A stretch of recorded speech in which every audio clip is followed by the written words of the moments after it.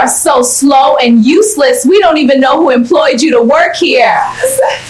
I will deal with you all for doing this to me. You don't even know who you are playing with. The protein shake hits her before she even understands what is happening.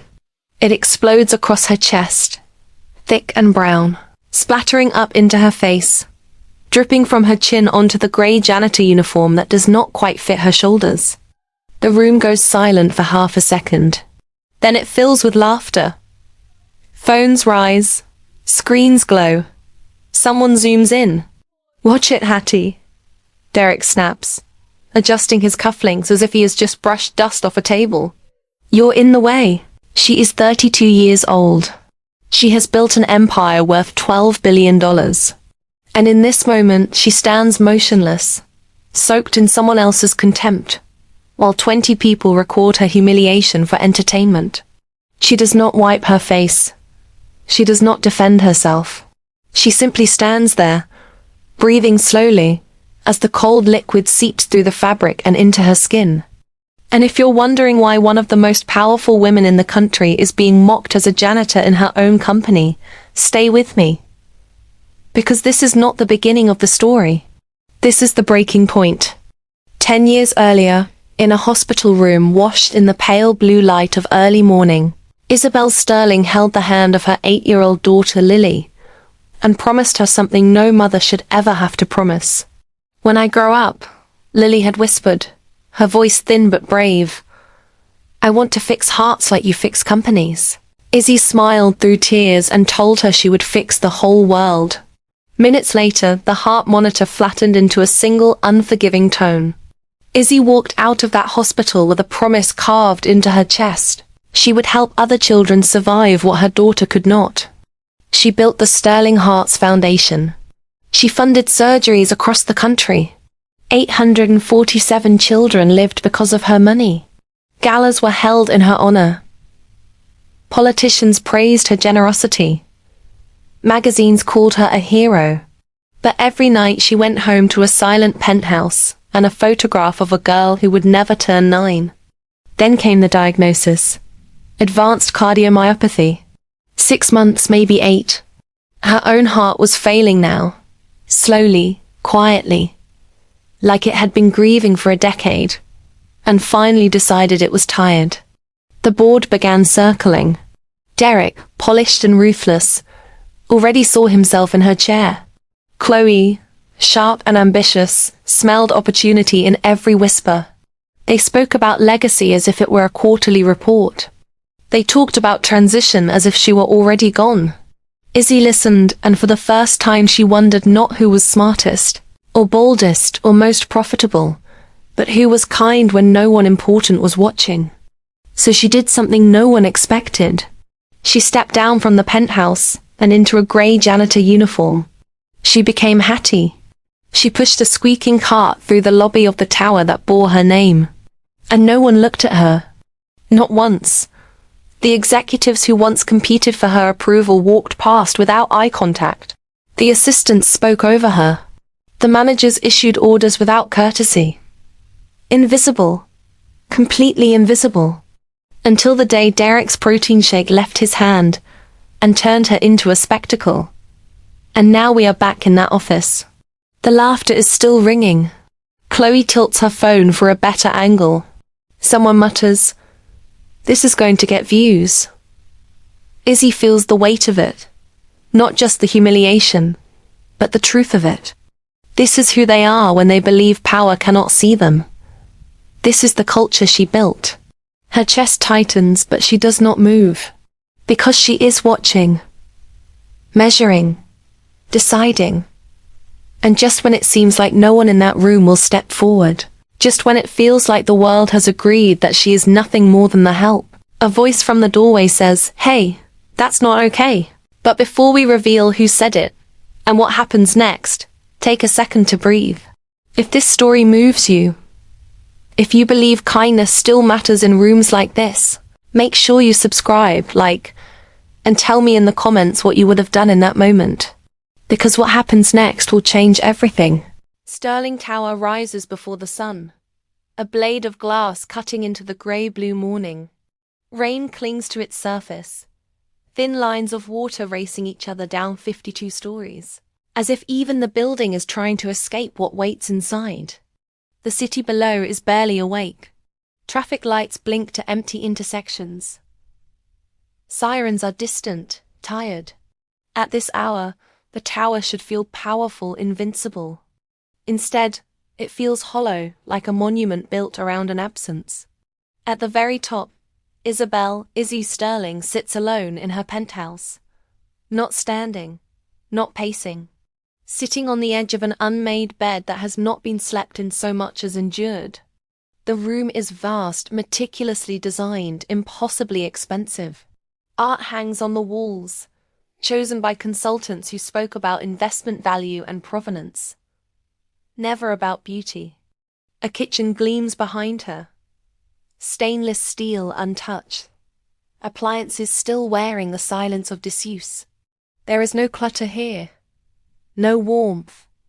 No sign of a life being lived. Only proof that someone once believed money could substitute for presence. Izzy wears a silk robe worth than most people's cars. It hangs loosely on her frame, wrinkled at the sleeves, faintly stained at the collar. She stares at the black screen of a television, using it as a mirror because she cannot bring herself to face the real one. The woman looking back seems older than 52. Her eyes are tired in a way sleep cannot fix. She breathes slowly, deliberately, as if reminding her heart to keep going. Her mind drifts, uninvited but inevitable, back to a hospital room 10 years earlier. The smell comes first, antiseptic and plastic. Sharp enough to sting the back of the throat. Rain tapped softly against the window then too. A steady rhythm that felt cruelly calm. Lily lay in the bed, so small she seemed to disappear beneath the white sheets. Tubes traced delicate paths across her body. Machines surrounded her, blinking and beeping, translating her existence into numbers. Izzy sat beside her, fingers wrapped tightly around Lily's hand, afraid that if she let go for even a second, something irreversible would happen. Lily looked up at her mother with eyes too wise for 8 years. "Mommy," Lily said softly, her voice thin but determined.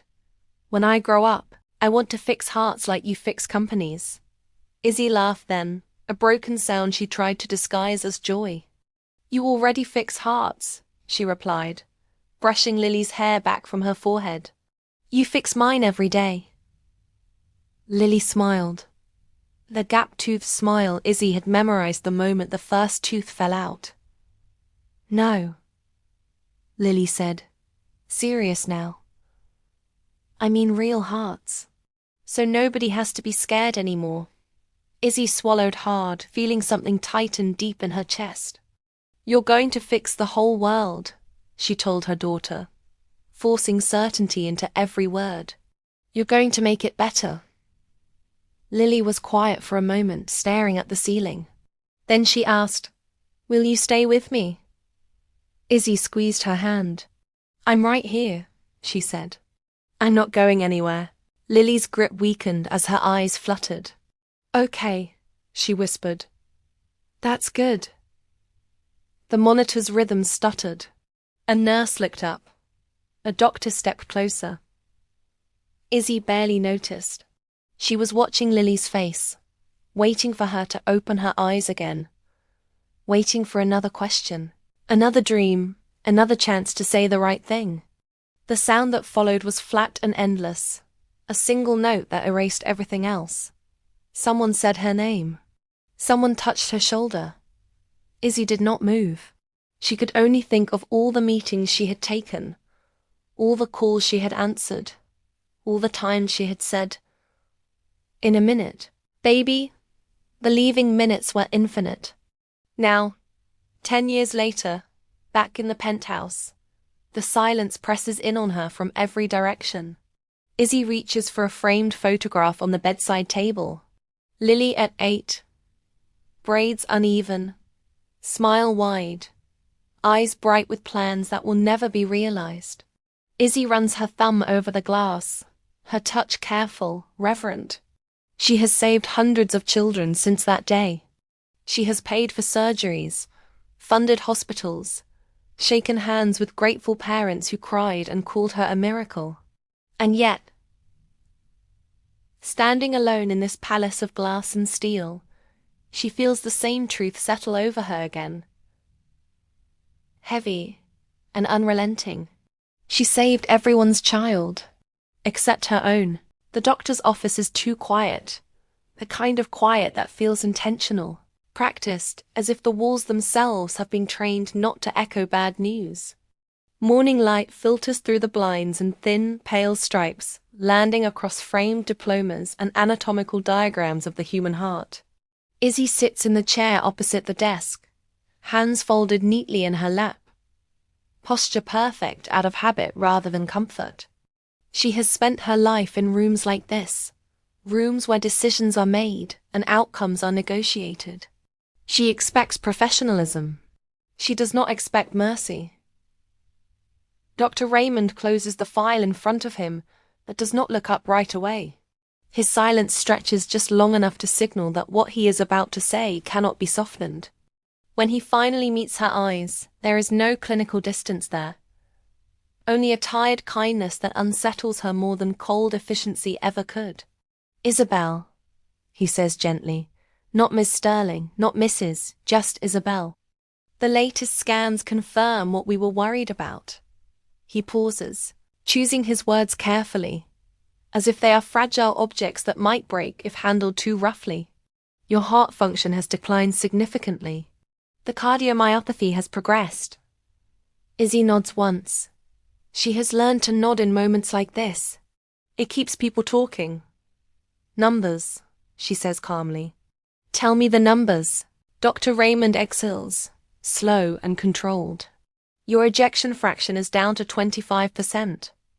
He watches her face, waiting for reaction. There is none.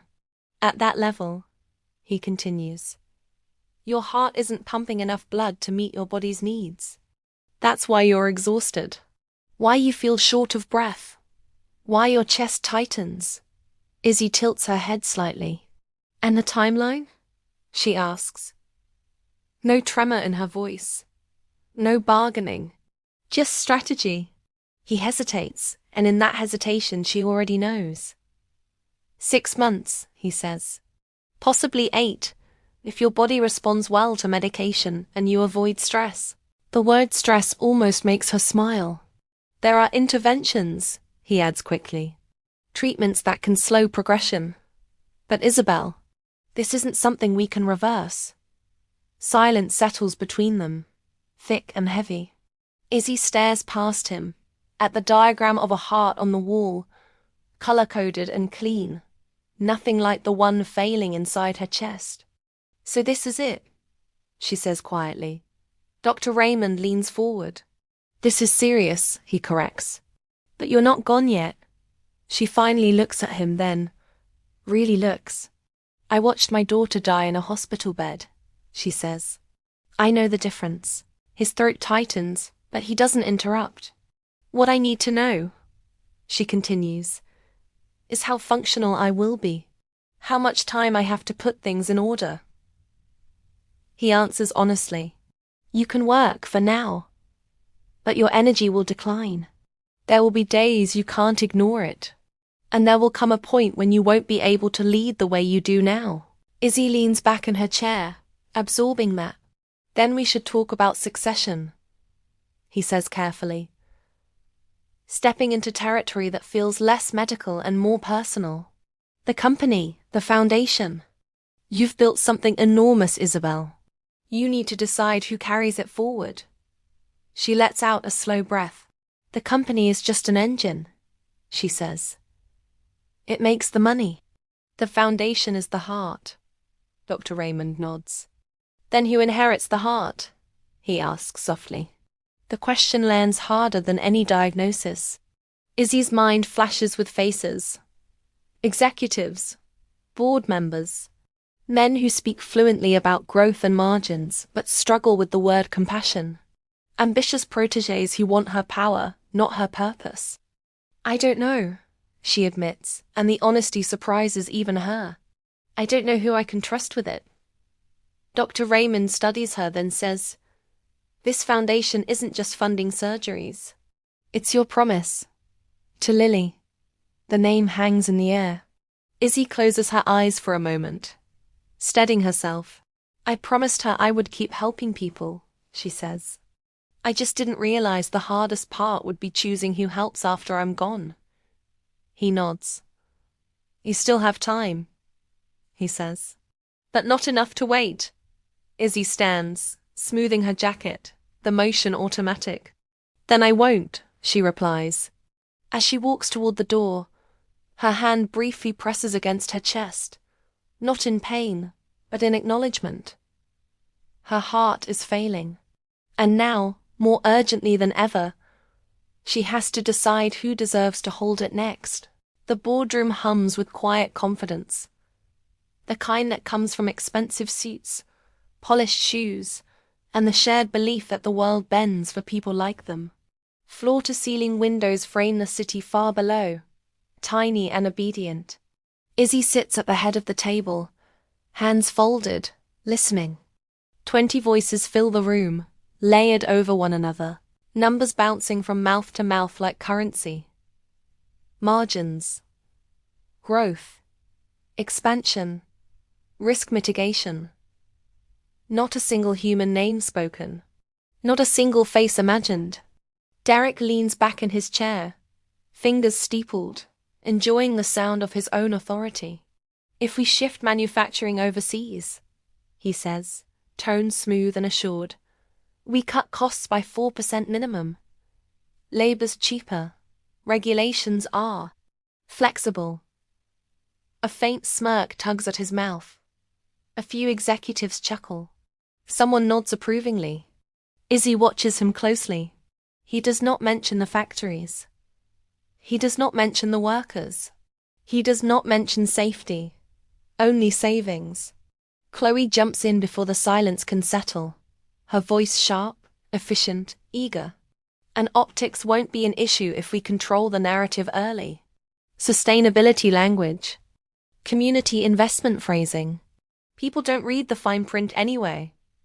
She smiles, confident, ambitious, already imagining headlines bending to her strategy. Izzy feels something tighten behind her ribs. And the foundation? Izzy asks calmly. The room pauses as if she has brought up an irrelevant side project, instead of the very reason the company exists. Derek clears his throat. With respect, Isabel, the foundation doesn't generate revenue. It benefits from success. It shouldn't dictate it. Chloe nods. We can always restructure charitable spending later. Right now, growth has to come first. Izzy looks around the table. Familiar faces. People she hired. People she promoted. People she once believed shared her vision. You're talking about children, she says quietly. Factories don't exist in a vacuum. Neither do decisions. Derek smiles thinly. We're talking about sustainability, he replies. And legacy. That word. Legacy. Tossed so casually it almost feels insulting. Izzy realizes in that moment that every single person in the room is already imagining her absence. They are not asking what she stands for. They are asking what they can inherit. The meeting ends with polite efficiency. Chairs scrape. Laptops close. Derek offers a practiced smile. Chloe gathers her notes, already drafting her next move. Izzy remains seated long after the room empties. She stares at the city again, but this time she doesn't see power. She sees distance, a gulf between what she built and what she believes. She knows then, with a clarity that cuts through fear and fatigue, that no one in that room can be trusted with Lily's promise. Later, in her office, Marco stands quietly by the door. He has been with her longer than most of the executives combined. He has seen her at her strongest and her most broken. He doesn't ask how the meeting went. He already knows. They're circling, he says simply. Izzy nods. They're not evil, she replies after a moment. They're worse. They're indifferent. Marco waits. He has learned that silence is where Izzy thinks best. She turns to him, eyes sharp despite the weight pressing down on her chest. I need to find someone, she says. Someone who doesn't know who I am. Someone who doesn't want anything from me. Marco raises an eyebrow. That's going to be difficult, he says. Your name opens doors whether you want it to or not. That's why I can't walk through them as myself, Izzy answers. The words hang there. Heavy, dangerous. Marco studies her. You're not talking about audits or evaluations, he says slowly. You're talking about disappearing. She nods. I want to see this place from the bottom, she says. I want to know how people behave when power isn't watching. Marco exhales. And how exactly do you plan to do that? Izzy's voice is steady now, resolved. I become invisible, she says. A uniform, a mop, a name no one cares to remember. Marco's expression tightens. That's insane, he says quietly. Izzy meets his gaze. So is trusting a room full of people who would trade children's lives for a better quarter. Marco looks at her for a long moment, then nods once. If you do this, he says, you won't like what you find. Izzy almost smiles. I already don't, she replies. She turns back to the window. The city sprawling beneath her. Somewhere in this building, she says, there is someone who stops. Someone who notices. Someone who is kind without expecting a reward. She presses her hand lightly against her chest, feeling her heart struggle, stubborn but failing. That's who I'm looking for, she finishes. Because that's the only person worth inheriting what comes next. The uniform hangs heavier than it should. Grey, shapeless, utilitarian. Izzy studies herself in the mirror of the service elevator, barely recognizing the woman staring back. The fabric strains slightly at her shoulders, bunches at her waist, refuses to flatter or forgive. This uniform was never meant to be seen, only tolerated. She pulls the zipper higher, adjusts the name patch stitched crudely over the chest. Hattie. The name feels borrowed, temporary, like a disguise that will itch the longer she wears it. Marco stands beside her, arms crossed, watching with a mixture of concern and restraint. Once you step out, he says quietly, you don't get to correct anyone. Izzy nods. That's the point, she replies. The elevator dings. The doors slide open. She pushes the janitorial cart forward and steps into the lobby of Sterling Tower. Her tower.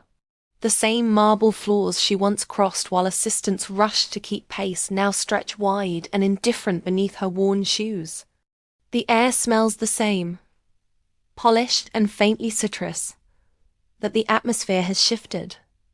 Conversations do not pause. Heads do not turn. No one greets her. Executives stride past, eyes fixed on phones, voices clipped and urgent. A woman in heels nearly collides with the cart, sighs loudly, and veers around without a word. Izzy keeps her eyes down, heart thudding, not from exertion but from realization. This is what invisible feels like. The elevator ride up is silent. No one stands beside her. No one asks which floor. When she exits, the sales floor buzzes with ambition. Phones ring. Laughter bursts and dies quickly. Someone hands her a clipboard without looking at her face. Bathrooms first, a manager mutters. Then Derek's office. Don't touch his desk. Izzy nods. She has nodded through negotiations worth billions. This nod feels heavier. As she works, she listens. Conversations float freely around her, unguarded now that no one important is present. Did you hear about the foundation budget?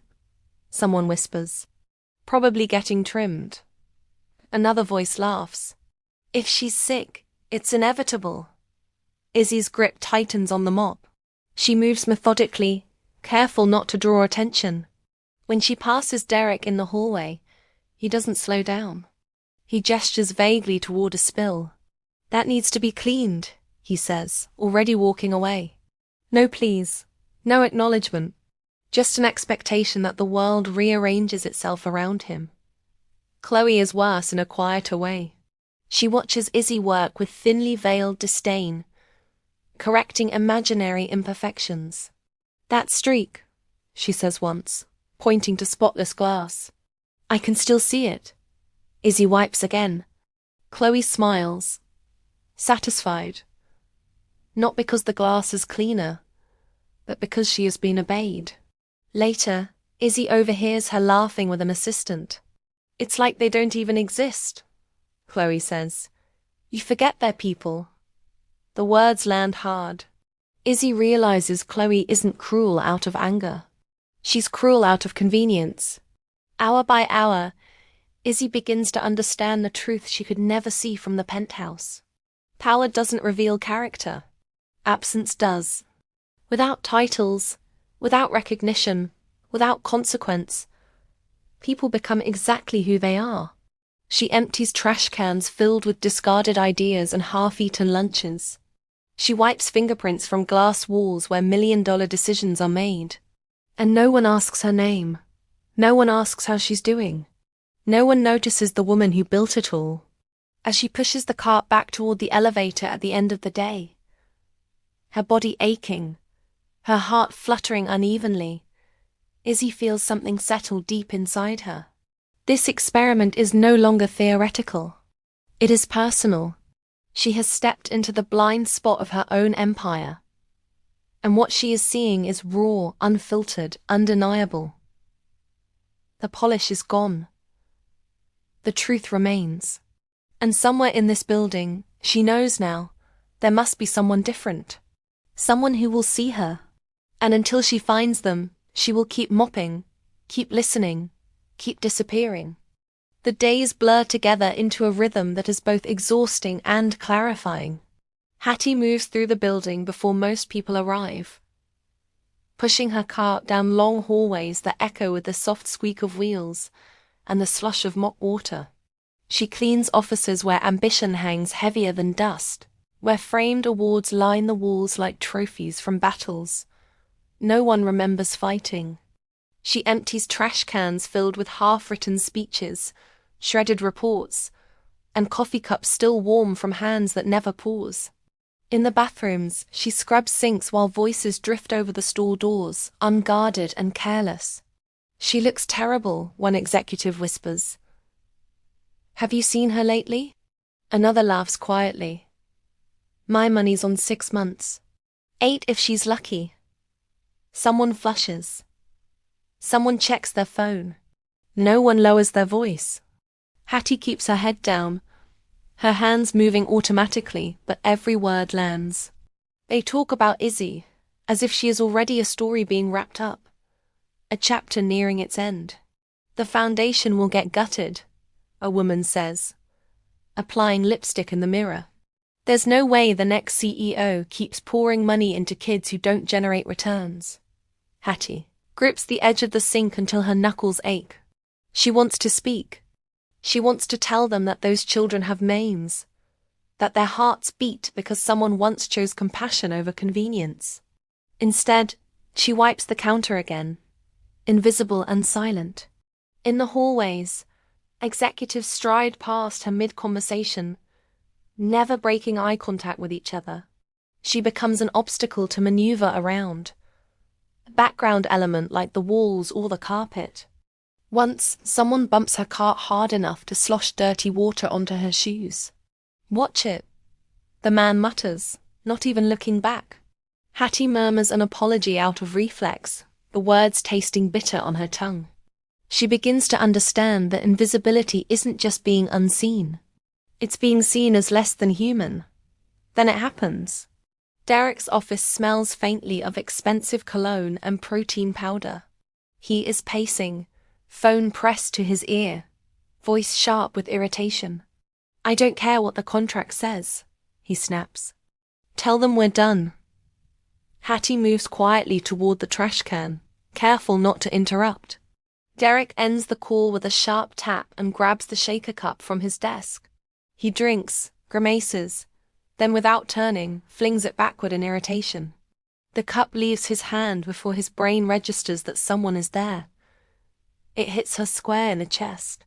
The impact knocks the breath from her lungs.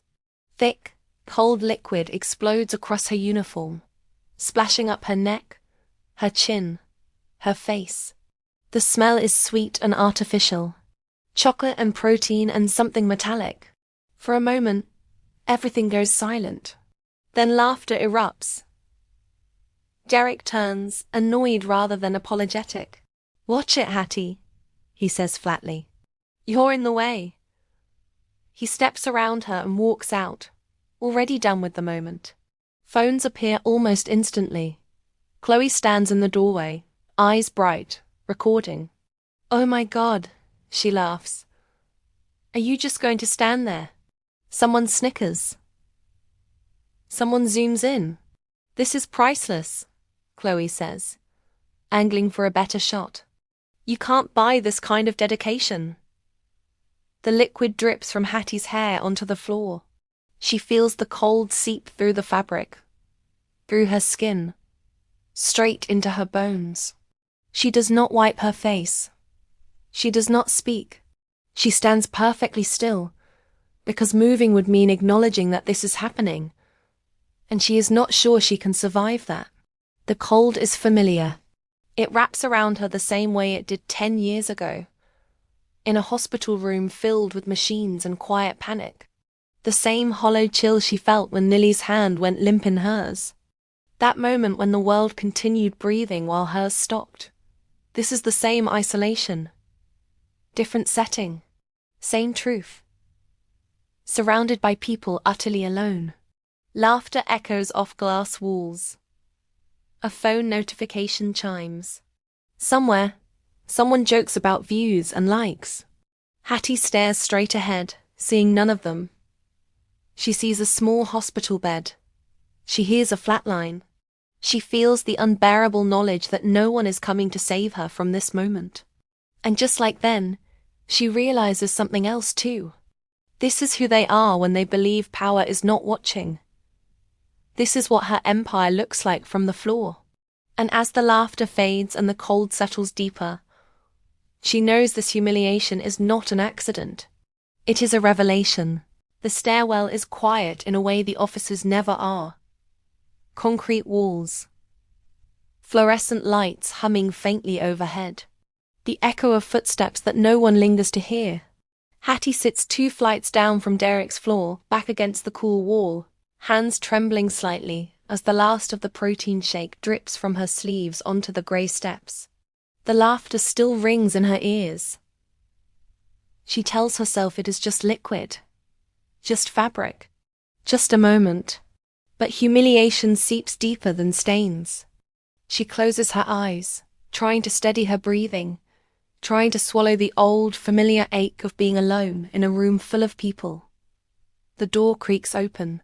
She stiffens instinctively. Footsteps approach, slower than the usual rush. Then they stop. "Hey," a voice says gently.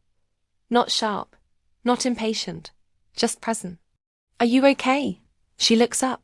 He's young, mid-20s maybe, badge clipped to his belt. Sleeves rolled up like he's perpetually in the middle of fixing something. There's no amusement in his face. No superiority. Just concern. He takes in the soaked uniform, the smear of chocolate across her cheek, and something in his expression shifts not to disgust, but to quiet understanding. "That was Derek, wasn't it?" he asks softly. Hattie forces a small nod. He exhales through his nose, not surprised. He shrugs off his hoodie without hesitation. "Here," he says, holding it out. "It's clean, mostly." She hesitates. Pride is a stubborn thing, even in disguise. "I'll be fine," she murmurs. He doesn't withdraw his hand. "I know," he replies. "But you shouldn't have to be." The simplicity of that sentence almost undoes her. She takes the hoodie. It's warm from his body. It smells faintly of detergent and coffee. He doesn't comment on the stain, doesn't joke, doesn't film. He just sits down one step below her, giving her space while still staying. "I'm Sam," he says after a moment. "IT." He gestures vaguely upward, which basically means I fix things people break and then pretend they didn't. A small, cautious smile touches her lips. "Hattie," she says quietly. He nods, like the name matters. Like she matters. "You want me to walk you somewhere?" he asks. "Or grab you paper towels? I can hack the supply closet." Very dramatic. The corner of her mouth lifts a little more. "I can manage," she says. "Thank you." He studies her face for a second, making sure she means it. Then he stands. "If anyone gives you trouble," he says lightly, "tell them the Wi-Fi can mysteriously disappear." She lets out a soft breath that might almost be a laugh. He doesn't wait for gratitude. He just nods once and heads back up the stairs. From that day on, she watches him. Not obviously. Not in a way that would draw suspicion. But she notices patterns. She sees him crouched beside an older freelancer in a shared workspace, carefully taking apart a battered laptop that clearly predates most of the staff. "It's outdated," the freelancer says apologetically. "I can't afford a new one yet." Sam waves it off. "It's not outdated," he replies. "It's experienced." He grins. "We'll just give it a little encouragement." He spends nearly an hour replacing a small component that the company would normally charge for. When the man tries to thank him loudly, Sam shrugs. "Just send me the article when you publish it," he says. "I like reading good work." No invoice. No announcement. He leaves before anyone notices. On another afternoon, Hattie sees him in the cafeteria during his lunch break, sitting across from a boy who looks no older than 12. The child's backpack is frayed at the seams. His eyes are sharp but uncertain. Papers are spread across the table, math problems half finished. "So if the variable moves to the other side," Sam explains patiently, drawing it out step by step, "it changes the sign. Think of it like crossing a street. You can't carry everything the same way." The boy frowns, thinking hard. "But what if I mess it up?" he asks quietly. Sam leans back, considering. "Then we fix it," he says. "That's the cool thing about problems. They don't get offended." The boy laughs, tension easing from his shoulders. "You're not even getting paid for this, are you?" the boy asks. Sam shrugs. "Nah, but someday you'll be smarter than me, and then you can fix my stuff. That's the deal." They bump fists. No one else in the cafeteria pays attention. On Fridays, a pink box appears in the break room. Donuts. No note. No name. Staff assume it's management, or catering, or some automated perk. Hattie watches from the hallway one morning, as Sam slips the empty box into the trash before anyone can see him. Chloe walks past, taking the last glazed one. "Finally," she mutters. "Something decent around here." Sam doesn't correct her. He just smiles faintly and heads back toward the server room. What strikes Hattie most is not the acts themselves. It's the absence of performance. Sam doesn't linger to receive praise. He doesn't document his kindness. He doesn't adjust his tone based on who's watching. He treats the security guard the same way he treats the interns. He greets Hattie every morning with a simple, "Hey, good to see you." And he waits for her answer, as if it genuinely matters. One evening, as she wipes down a conference table, she overhears him on the phone near the doorway. "No, I don't want to apply," he says quietly. "Management's not really my thing." A pause. "I like fixing stuff." "That's enough." Another pause. Then softer, almost amused. "Not everything has to be a ladder." Hattie stands still for a moment, cloth in hand. Not everything has to be a ladder. The words settled deep inside her. For the first time since she put on the grey uniform, she feels something shift. Not just hope. Recognition. She remembers Lily's voice, small and determined, saying she wanted to fix hearts. Not to own them. Not to profit from them. Just to fix them. And in a stairwell that once held only humiliation, she remembers the warmth of a borrowed hoodie and a young man who said, "You shouldn't have to be." In a building obsessed with ascent, she has finally found someone who isn't climbing over anyone to get there. And she watches him carefully now, not as a CEO searching for succession, but as a mother searching for proof that goodness still exists without applause. Freezing rain turns the city into something brittle and merciless. It falls not in soft flakes, not in forgiving drops, but in sharp, needling shards that sting the skin and cling to fabric like accusation. The bus stop at the corner of Sterling Tower feels worlds away from marble floors and heated garages. Hattie stands beneath the thin metal awning, grey uniform stiff from the cold, breath visible in uneven clouds. The wind cuts through layers as if they are suggestions rather than protection. Her fingers ache. Her chest feels tight in that quiet, warning way she has come to recognize. Around her, strangers huddle into themselves. Collars raised, eyes fixed on the road as if willing the bus to appear faster. She shifts her weight, boots slipping slightly on the thin glaze of ice forming beneath her. The city traffic moves slowly, tires hissing over wet pavement. No one speaks. No one looks at anyone else. It is a gathering of isolation. She pulls her sleeves down over her hands and tells herself the shaking is only from the cold.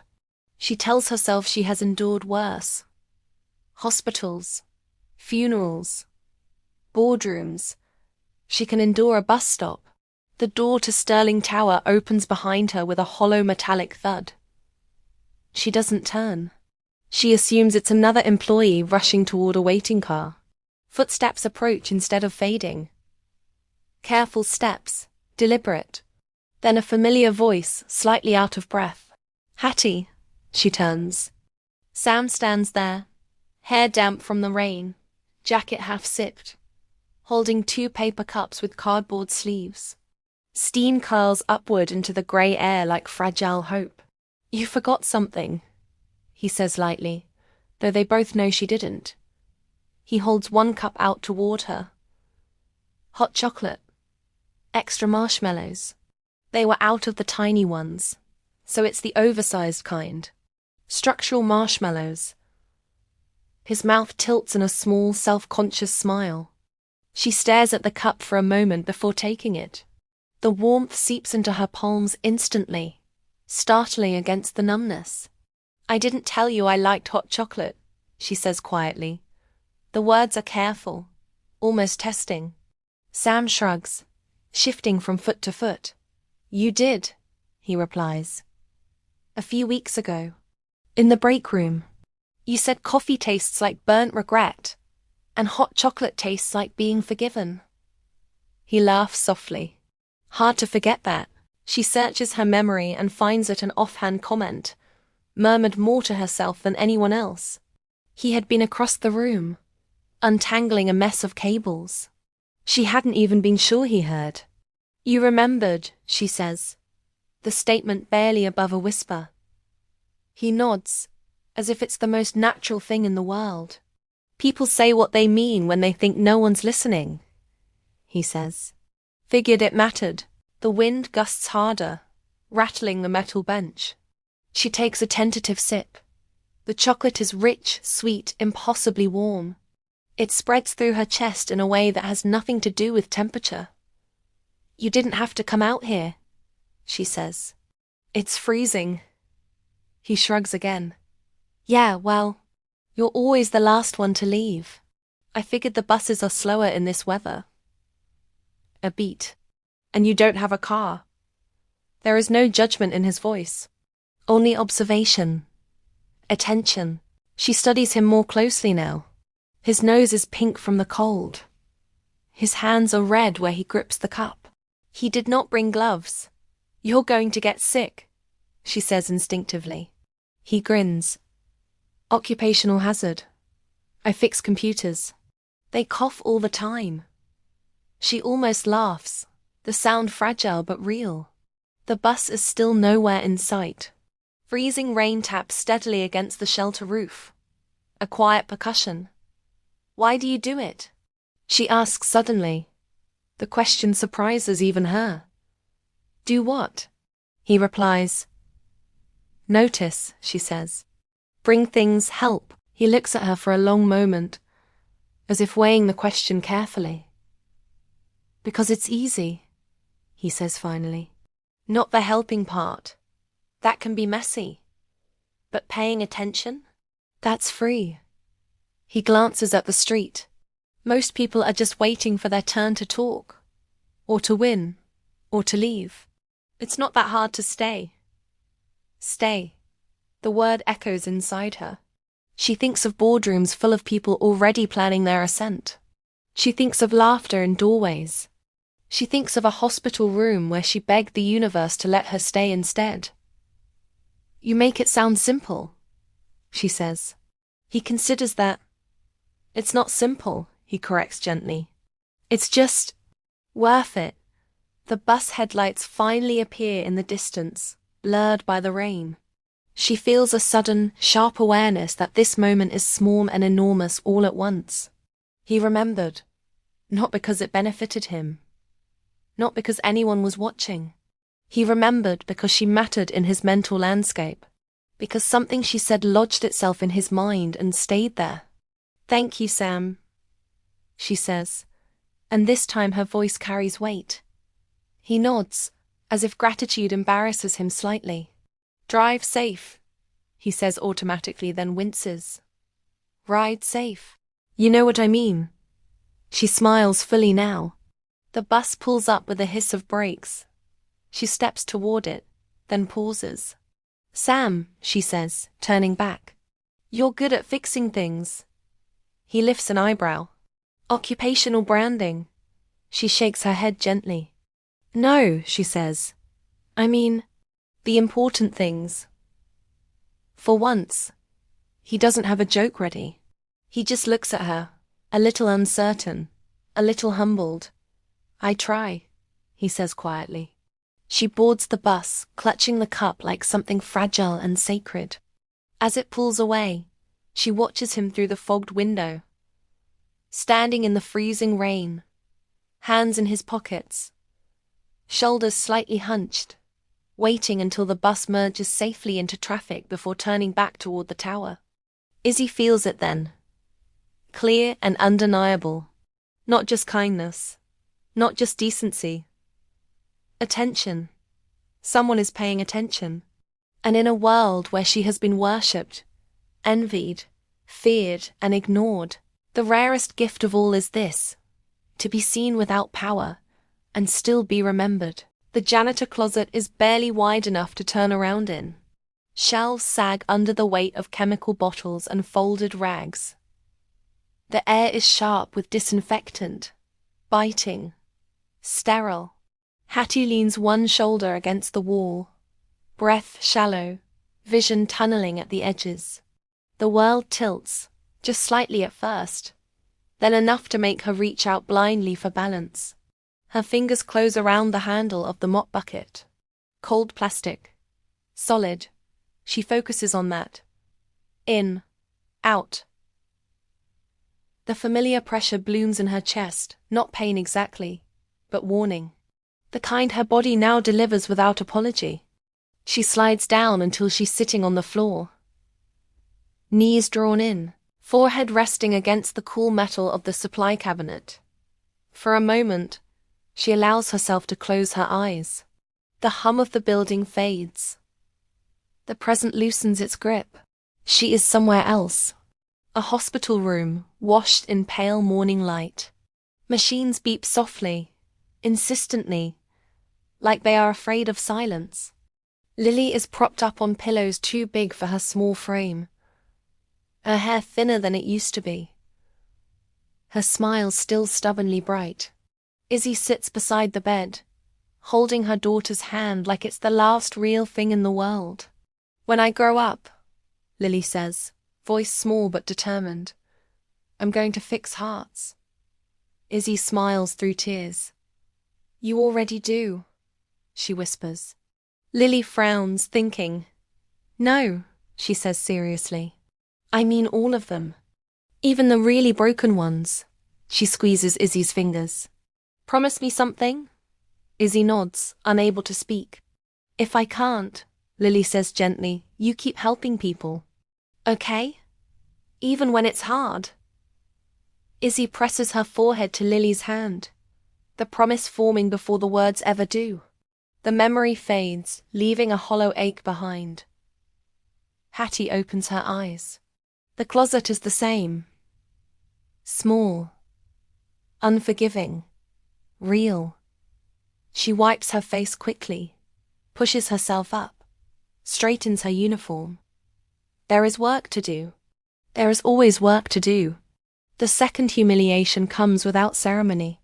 The marketing floor is buzzing, bright with forced energy and artificial cheer. A team photo is being staged in front of the glass wall overlooking the city. Lights. Phones. Laughter that doesn't quite reach the eyes. Hattie is mopping nearby when Chloe spots her. Wait, Chloe says sharply, hand raised. That window. She points. There's a smudge. Hattie looks. The glass is spotless, so clean it nearly disappears into the skyline beyond. I don't see, she begins softly. Chloe cuts her off with a smile that doesn't soften her eyes. I do, she says. And we're on a schedule. Fix it. Hattie approaches the glass, cloth in hand. Conversations resume behind her. Make it quick, Chloe adds lightly. We're capturing authenticity today. Someone laughs. A phone lifts. Then another. Chloe steps closer, camera angled just right. This is perfect, she murmurs. Real people. Real work. Hattie wipes the glass once. Twice. There is nothing to remove. Her reflection stares back at her, warped slightly by the light. Grey uniform, tired eyes. A woman reduced to background. Lower, Chloe instructs. You missed a spot. Hattie kneels. The cold from the floor seeps through her knees. The room quiets, not out of respect, but anticipation. She becomes spectacle. Content. Chloe narrates softly for her followers. Corporate life, guys. Everyone plays a role. The camera lingers. Hattie's hand trembles as she wipes an already perfect surface. She feels the weight of being watched without being seen. Derek stands off to the side, adjusting his tie, glancing at his watch. He doesn't laugh. He doesn't intervene. He barely looks at her at all. To him, this isn't cruelty. It's efficiency. The world arranged to suit his timeline. When the photographer signals readiness, Derek clears his throat. Can we move this along? He says, mildly irritated. Chloe nods, satisfied, lowering her phone. All set, she replies. Hattie stands slowly, her head swimming for just a second. No one notices. The photo is taken. Smiles flash. Applause breaks out. The moment passes as if nothing unusual occurred. As if a person wasn't just erased in plain sight. She steps back into the hallway. Unseen again, heart pounding, Lily's voice echoing faintly in her mind. Keep helping people, even when it's hard. Hattie presses a hand briefly to her chest, steadying herself. The building hums on, indifferent. And she keeps moving, because stopping would mean breaking a promise she made to a child who believed hearts were worth fixing, even when they were surrounded by glass that was already clean. The server room hums softly, a constant low vibration that feels almost like breathing. Blue lights blink in steady rhythms along the racks, indifferent, dependable. Hattie sits on an overturned crate near the door, hands wrapped around a paper cup gone lukewarm. Sam is on the floor cross-legged, tightening a panel back into place. Movements careful, unhurried. The door is half open, just enough to let the rest of the world stay out. Silence stretches between them, not awkward, just full. "You don't have to stay," she says finally, voice low. "I know you're busy." Sam shakes his head without looking up. "It'll wait," he replies. "Most things can." He finishes tightening the last screw and sits back, wiping his hands on a rag. He looks at her then, really looks. "You don't look okay," he says gently. Not as a diagnosis, as an observation, an invitation. She stares at the floor for a long moment. The words feel heavy, like they've been waiting years for permission. "I had a daughter," she says at last. The sentence lands between them, fragile and irreversible. Sam doesn't interrupt. He doesn't lean forward or fill the space. He simply nods once, letting her continue at her own pace. "Her name was Lily," Hattie says. "She was 8. Her throat tightens, but she pushes through. She wanted to fix hearts. That's what she used to say. She thought if she understood them well enough, no one would have to hurt anymore." Sam listens the way people rarely do now. His phone stays in his pocket. His eyes don't drift. His face doesn't shift into pity. It stays open. Steady. "She got sick," Hattie continues. "Very sick. And I was. Powerful. Connected. I saved other children. Hundreds of them." A bitter smile flickers and dies. "I built an entire foundation around that promise. But I couldn't save her." Her hands tremble slightly. "Everyone tells you the work helps, that the good you do fills the hole." She shakes her head slowly. "It doesn't. It just teaches you how to carry it without dropping everything else." Sam exhales quietly, like he's been holding his breath with her. "Grief doesn't work like math," he says after a moment. "You don't subtract one thing with another." She looks at him sharply, surprised. He shrugs, almost apologetic. "My mom died when I was 16, he adds softly. "People kept telling me to stay busy, like productivity was some kind of cure." He meets her gaze. "It's not." Her eyes burn. "Does it ever stop hurting?" She asks. The question is small. Fair. Sam thinks carefully. "It changes," he says.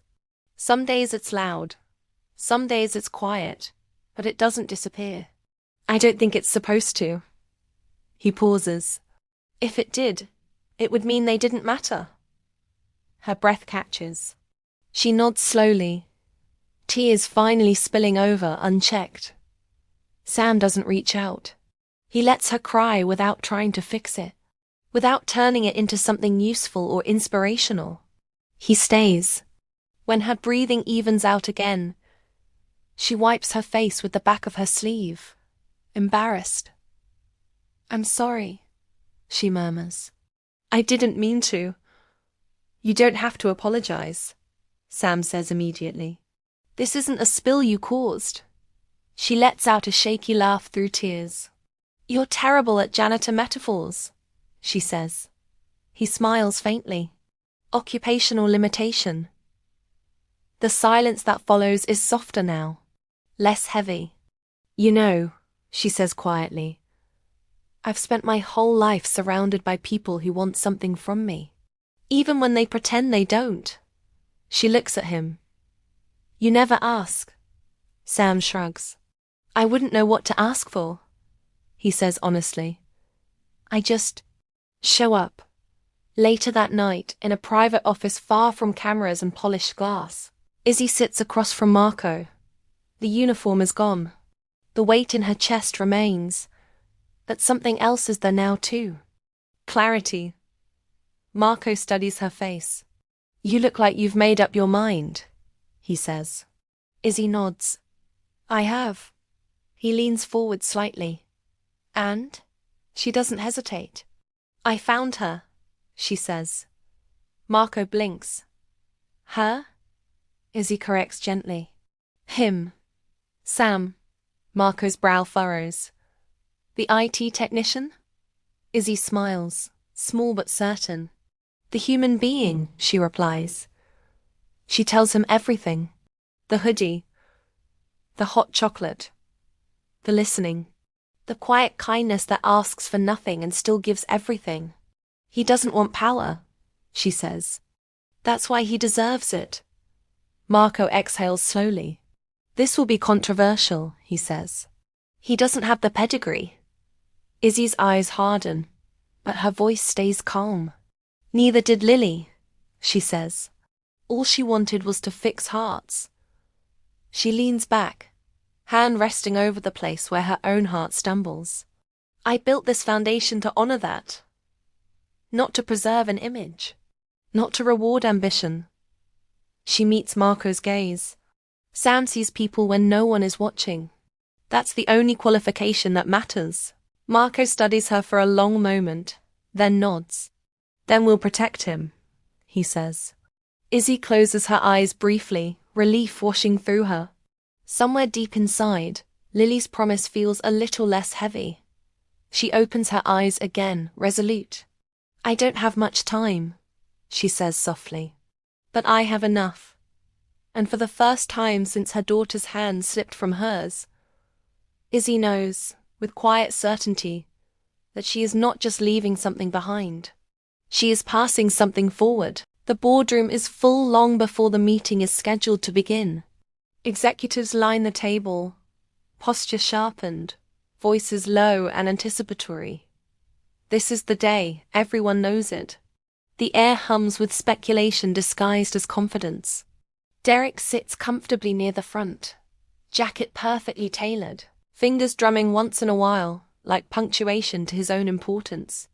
Chloe scrolls through her phone, lips curved in a practiced smile, already imagining headlines, already editing the version of herself she plans to present once the announcement is made. Succession has been the unspoken sport for months. Today, they expect the winner. The doors open. Conversation dies instantly. Isabel Sterling steps inside.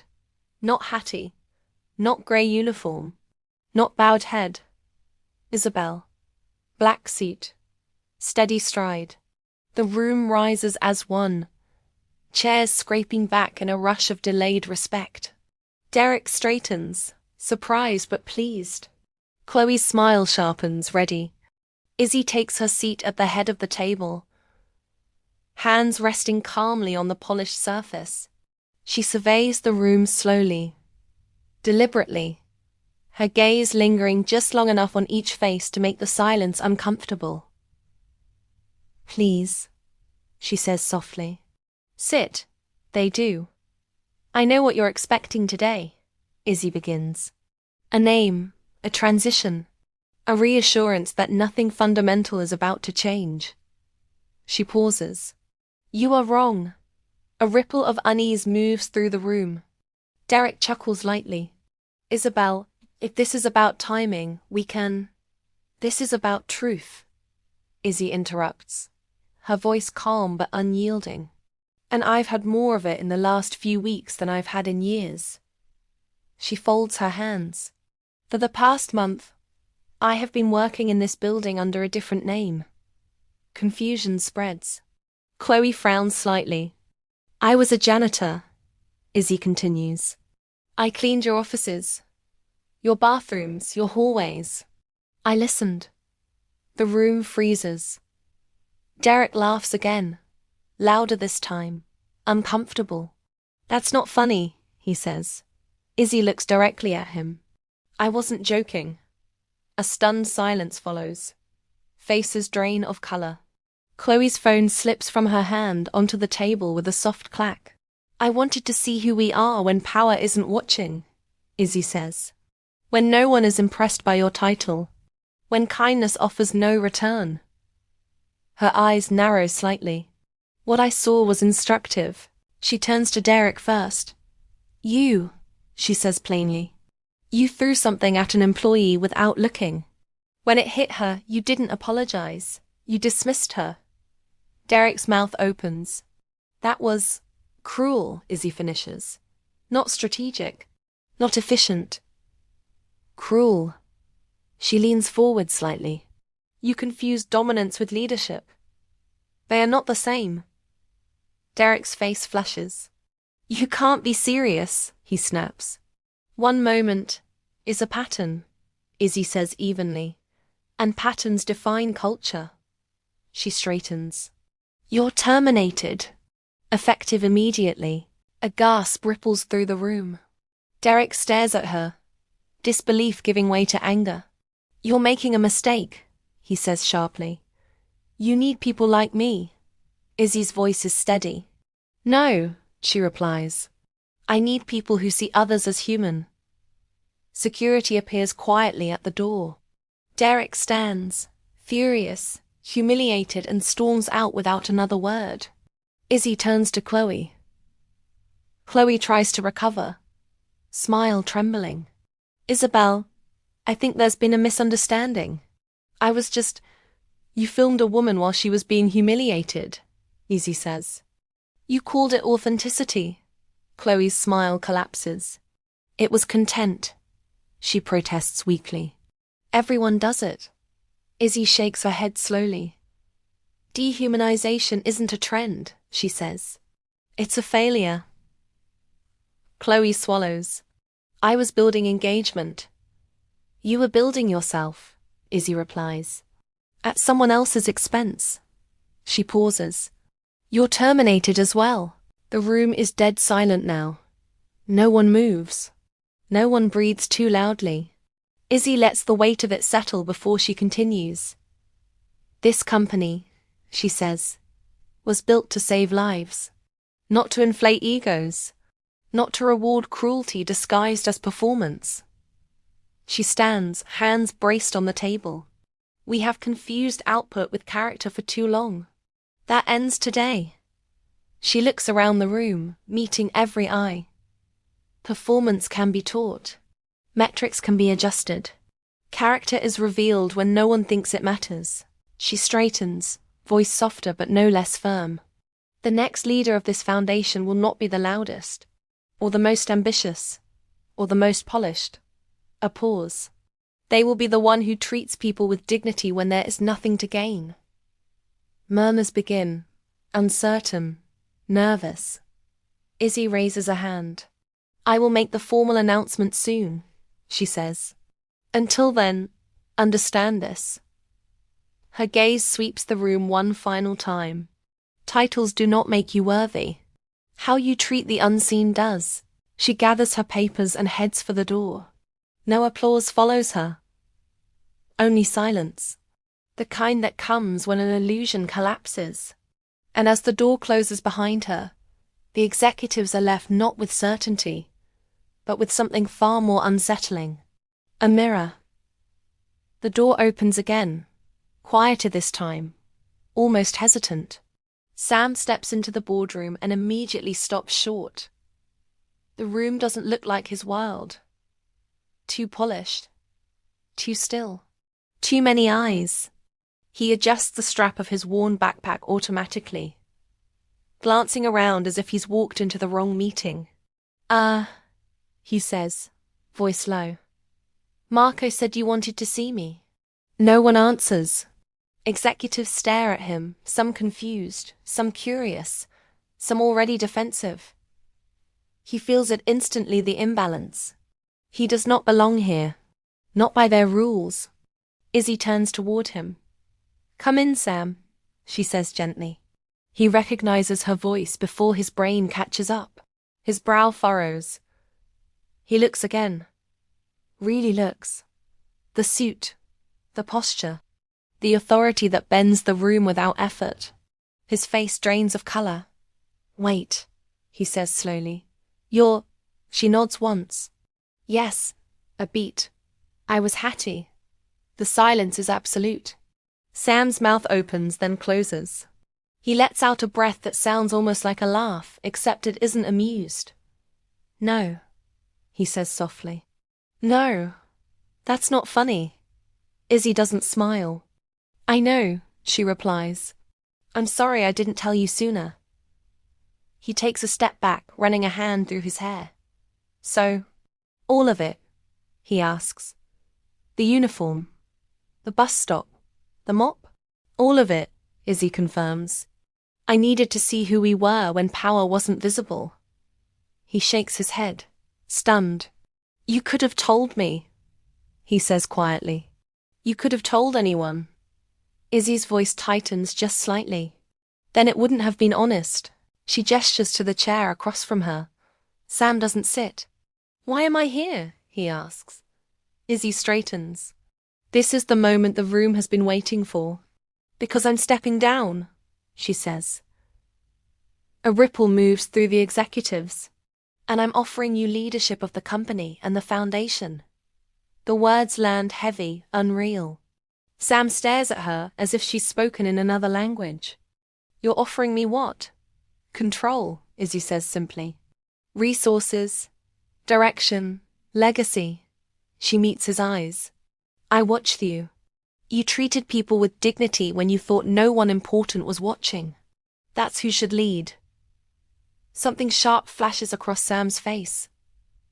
Not pride, not excitement. Something closer to discomfort. So this was a test, he says slowly. Izzy hesitates. An observation, she corrects. He exhales. A humorless sound. That's worse. Murmurs stir. Sam lifts a hand, not to the room, but to Izzy. I wasn't trying to pass anything, he says. I was just being a person. He shakes his head. You're talking about kindness like it's some rare animal you had to hunt down. His voice firms. It's not a unicorn. It's basic. Izzy absorbs the words like a blow she needed. Sam continues, emboldened now. If treating someone like they matter makes me exceptional in this place, he says quietly, then something is deeply wrong here. The room shifts uncomfortably. Izzy's eyes glisten, but she doesn't look away. That's exactly what I realized, she says. And it broke my heart. Sam's voice softens. Then ask the real question, he says. Not why I was kind. Ask why it was so rare that you had to disguise yourself to find it. The words hang between them. Izzy's composure cracks just enough to let the truth through. Because I failed, she says softly. I built systems. I saved lives. But I let decency become optional. She swallows. And now I don't have time to fix everything. Sam stiffens. What do you mean? She breathes in slowly. I'm dying, she says plainly. 6 to 8 months, if I'm lucky. The room feels suddenly smaller. Sam's anger evaporates, replaced by something raw and unguarded. You're serious, he whispers. Izzy nods. I don't want the foundation to outlive its soul. Sam looks down, then back up. You think handing me power fixes that? Izzy shakes her head. No, she admits. I think handing it to someone who doesn't want it for the wrong reasons gives it a chance. He is quiet for a long moment. Then, I don't want your money, he says. Or your title. I know, Izzy replies. That's why I'm asking. He glances around the room, at the suits, the walls, the weight of it all. I'll do it, he says finally. But not for this place. He meets her gaze. For the kids. The ones who don't get a choice. Relief floods Izzy's face, fragile and immense.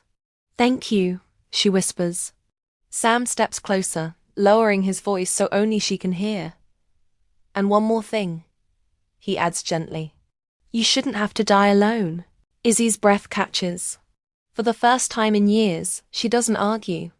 She nods once, accepting not just a successor, but companionship in the remaining chapters. The boardroom remains silent, but the days that follow do not feel like an ending. They feel like a handoff, careful and deliberate, as if Izzy is teaching someone how to carry something fragile without dropping it. They sit across from each other in the boardroom after hours. Lights dimmed, the city breathing through the glass. Izzy moves pieces on the table, numbers, forecasts, scenarios, but she never starts with spreadsheets. She starts with why. Strategy isn't about winning, she tells Sam. Voice steady but tired. It's about deciding what you are willing to lose and what you are not. So, Ayan listens, pen hovering, not pretending to know. He asks questions that slow her down. Who gets hurt if this fails? Who benefits if it works? Izzy smiles at that. Most executives ask how fast we can grow, she says. You ask who we leave behind. Finance comes next. The language she once spoke fluently without emotion. She teaches him balance sheets the way some people teach maps. This tells you where the money has been, she says, tapping a column. This tells you where it wants to go. Sam frowns. Money wants things? She exhales a small laugh. People want things. Money follows. She shows him leverage, risk, liquidity, not as tricks but as responsibilities. Every dollar here, she says, resting her hand on the table, is a promise. Break enough of them, and no one believes you when it matters. Philanthropy is different. Her voice softens. The numbers blur into faces. She takes him to meetings where the foundation isn't a logo but a lifeline. Giving isn't generosity, she tells him quietly after one session. It's stewardship. You're not a savior. You're a bridge. Sam nods, absorbing the weight of that. Then why does everyone want their name on the bridge? He asks. Izzy doesn't answer right away. Because they're afraid they'll disappear, she finally says. Make sure the work doesn't. One afternoon, she brings him to the pediatric cardiac ward. The air smells like antiseptic and crayons. Machines hum softly, relentless and gentle at once. A surgeon greets them and pulls up an echocardiogram, the screen alive with motion. This is Maya, he says. 4 years old. Ventricular septal defect. Sam leans in, eyes fixed on the flicker of a heart too small to be failing. What happens if she doesn't get surgery? He asks. The surgeon doesn't sugarcoat it. She tires easily now. In a few years, her heart won't keep up. Sam swallows. And if she does? She runs, the surgeon replies. She grows. She forgets this place ever existed. They step into Maya's room. She is propped up on pillows, coloring a lopsided sun. She looks up, curious. Are you doctors? She asks. Sam crouches to her level. No, he says gently. We're here to make sure the doctors can do their job. She considers this, then nods solemnly, as if that makes sense. Izzy watches him, something aching and proud in her chest. Outside the room, Sam turns to her. He doesn't hesitate. Fund it, he says. All of it. Izzy studies his face, searching for doubt, for calculation. There is none. Done, she replies. Later, as they sit in silence, Izzy speaks again. This is the part that matters, she says softly. Not the meetings, not the markets. Sam looks back through the glass at Maya, still coloring. Then this is what we protect, he answers. Izzy closes her eyes for a moment, letting the sound of a child's heartbeat steady her own. She knows she is teaching him skills. Yes, but more than that. She is teaching him where to stand when the noise gets loud. And for the first time since Lily, she believes the promise will be kept. Izzy's body begins to fail her in quiet, untheatrical ways. It is not dramatic at first. It is the pause halfway across a room, the hand braced against a wall she once never noticed. It is the breath she has to count before standing. Sam notices before she says anything. He starts walking slower without mentioning it. He brings documents to her instead of asking her to come downstairs. One evening he arrives with 2 cups in his hands, steam curling into the dim penthouse air. Extra whipped cream, he says gently. setting the mug within reach. She smiles, tired but genuine. "You remembered," she murmurs. "You taught me too," he replies. They sit together in the quiet, city lights blinking like distant stars. "I used to think legacy was height," Izzy says after a while. "Towers. Names carved into stone." She wraps both hands around the mug, warmth seeping into her fingers. "But buildings don't feel you when you're gone." "Hearts do." Sam nods, listening. "Legacy," she continues, voice thinner now, "is every life that beats because you chose not to look away." The hospice room is small and calm, washed in soft light. Lily's photo rests on the table beside the bed. Izzy's breathing is shallow, uneven. Sam sits close, holding her hand, careful not to squeeze too hard. "Is it raining?" she whispers. "No," he answers, though his voice trembles. "It's sunny." She smiles faintly. "She loved the rain," Izzy says. Silence stretches, tender and final. Her fingers tighten once around his. "Sam," she breathes. "Thank you." He leans closer. "For what?" "For stopping." The monitor slows. A final line. Flat. Sam doesn't let go. He stays, holding her hand, long after the room goes still. The cathedral is full long before the bells finish ringing. Marble aisles lined with power dressed in black. Governors, senators, CEOs who once waited weeks for 5 minutes of Izzy's time. Cameras hover discreetly at the edges, respectful but hungry. Rain taps against stained glass, steady and relentless, as if the sky itself refuses to stay silent. The front pews are reserved for family, and they are almost empty. One seat occupied by Marco, one by Sam. The absence speaks louder than the crowd. Sam stands when it is time, walking to the podium with measured steps. He feels the weight of the room pressing inward, but he does not rush. He looks out at faces that knew Izzy as a titan, a name, a valuation. He clears his throat. "Isabel Sterling built an empire," he begins, voice steady but unpolished. "She built it with discipline, brilliance, and an almost terrifying will." A pause. "But that is not why we are here." The room stills. "We are here because 847 children are alive today." Murmurs ripple. Sam continues. 847 hearts that beat because she refused to let grief turn into bitterness. He tells them about the foundation, not as a brand, but as a promise. He speaks of operating rooms and waiting rooms, of parents gripping coffee cups with shaking hands, of doctors saying the words that change everything. "There is a 4-year-old named Maya," he says softly. "She was born with a hole in her heart. Without surgery, she would not have seen adulthood. Because of Izzy, she will grow up. She might run marathons." He lets that land. Then he reaches into his pocket and removes a small photograph. Lily, 8 years old. Braids, gap-toothed smile, eyes full of weather and wonder. "This is Lily," Sam says. "Izzy's daughter. The reason she did any of it." His voice tightens, but he does not stop.